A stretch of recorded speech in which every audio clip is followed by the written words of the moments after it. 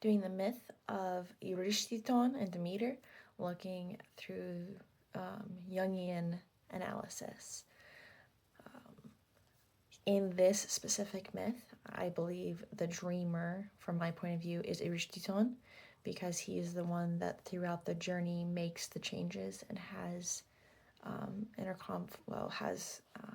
actions onto him.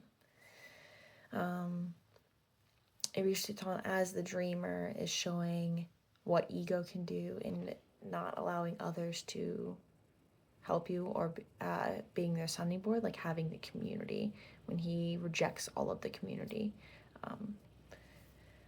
Going through the characters, the Demeter I think is the cosmic man, because she has the overall power to put onto him the hunger, but she could also be the shadow because she is putting the hunger or the famine into him. I think there's a good argument for either or in this case with Demeter, because the cosmic man does have the overarching power to put different things into play, but also the shadow has that force on the character throughout the myth. I think there's a couple different inanimate objects that do take on characteristics as the story goes on.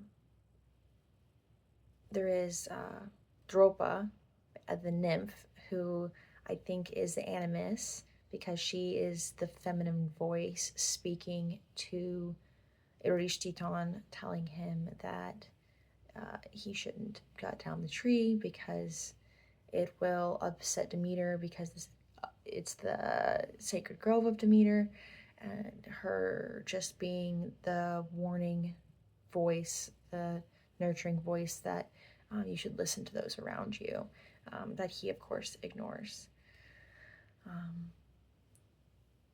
I think another good, then there's Mestra would be the last human archetype that we have.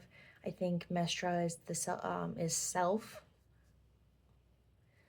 just because she is showing what we do to ourselves when we ignore everything and when we're just very driven without really thought to consequence.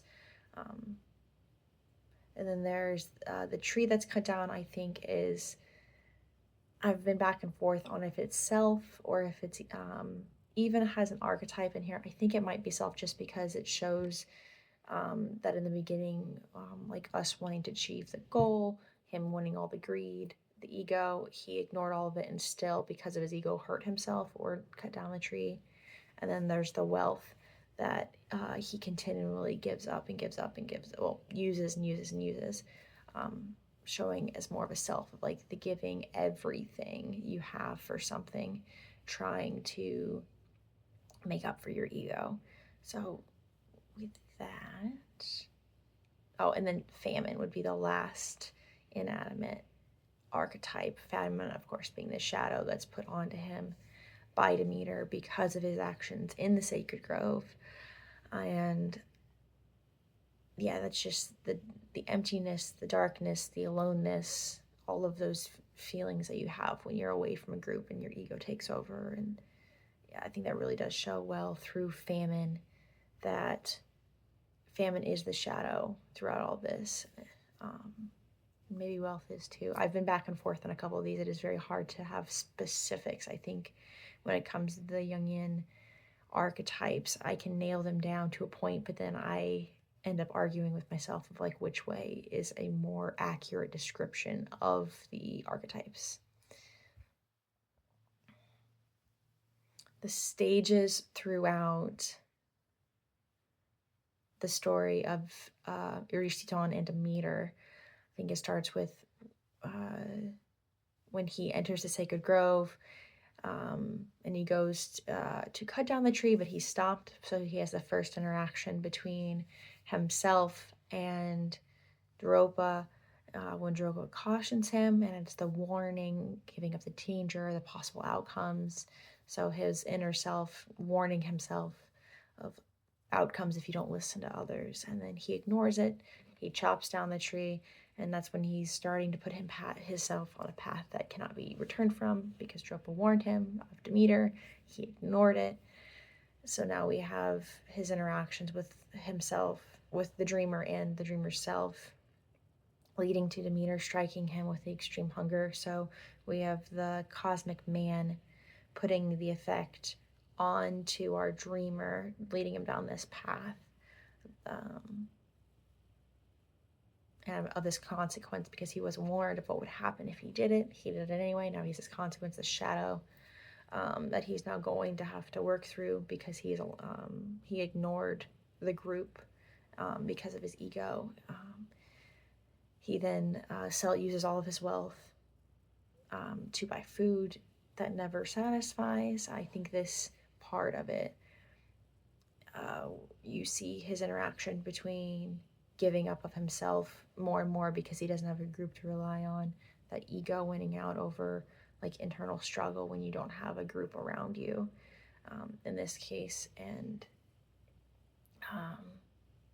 just eventually him being broke is like, eventually you are broken when you don't have a group because your ego is so large that you've kind of pushed everybody away and there's nobody around you, leading to when he sells Mestra into slavery multiple times because she escapes and comes back. I think that repetitive pattern shows what our ego does to us, especially when we do not have the sounding board of a group or unit. That repetitive harmful path, because you feel like you will always do better on your own, and you try and you fail, but then you do it again because eventually if you try hard enough it should fix that, when that's not the case.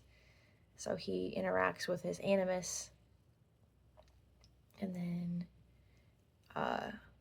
leading to he finally just consumes himself, so that famine, the shadow, overtakes the dreamer completely, because he's just out of complete despair. He's completely